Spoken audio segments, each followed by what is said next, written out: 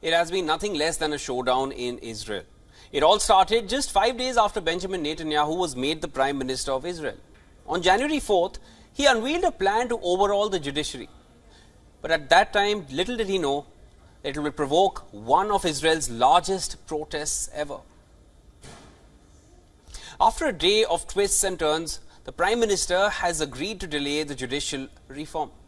But this is only until the next Parliament session. Reports say coalition partner Ben-Gvir gave a green light for this, before concluding that Netanyahu said that the reform will be passed through dialogue next time.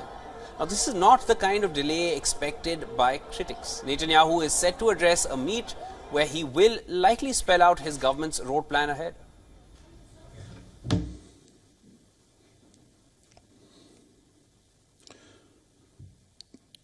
אזרחי ישראל,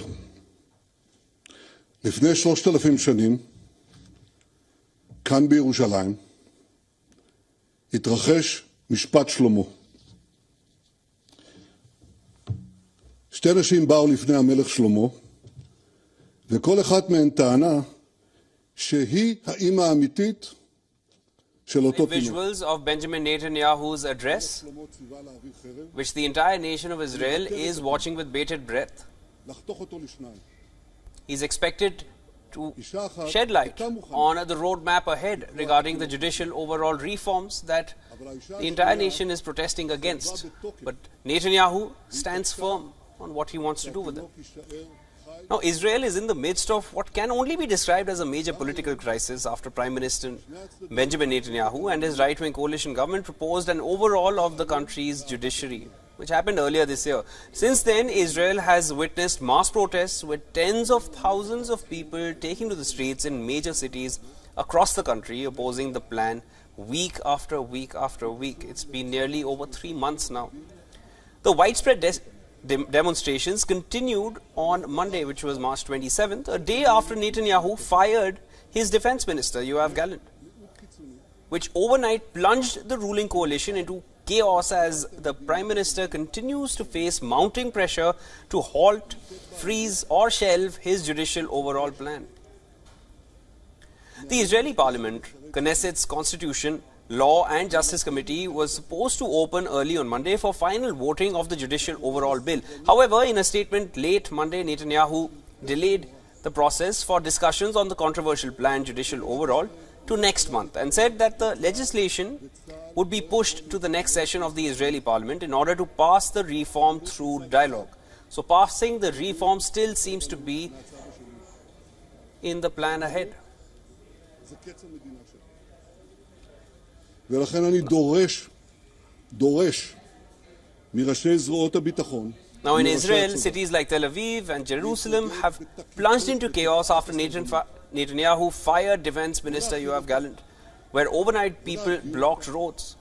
It seems to be the tipping point for Netanyahu. This worsened the situation for the government as spontaneous protests broke out in Jerusalem, where tens of thousands of Israelis demonstrated outside the Knesset on Monday. Additionally, major organizations called for a strike action in solidarity, which has effectively brought the entire country's services to a grinding halt. Workers from a range of sectors in Israel launched a nationwide strike, including the country's largest trade union declared a general strike, which has stopped flights from the country's Ben Gurion airport, while Histadrut, National Labour Union, also instructed all government employees to stage a walkout. Now, the reports were later confirmed by a spokesperson for Israel's embassy in the United States, who took to Twitter and wrote that the embassy of Israel will be closed today until further notice and no consular services will be provided.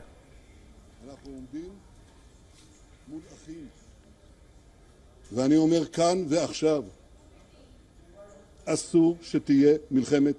Netanyahu still stands firm on passing the judicial overall reform bill, but wants to do it with dialogue.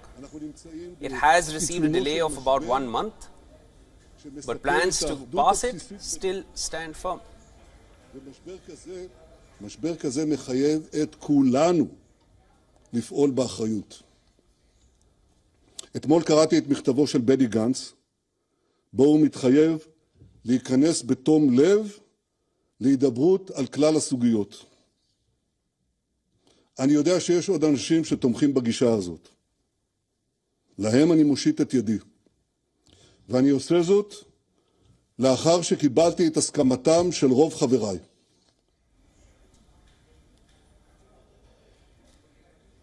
That was Benjamin Netanyahu addressing the nation. Entire Israel is watching him as he still plans to go ahead with the judicial overall reforms.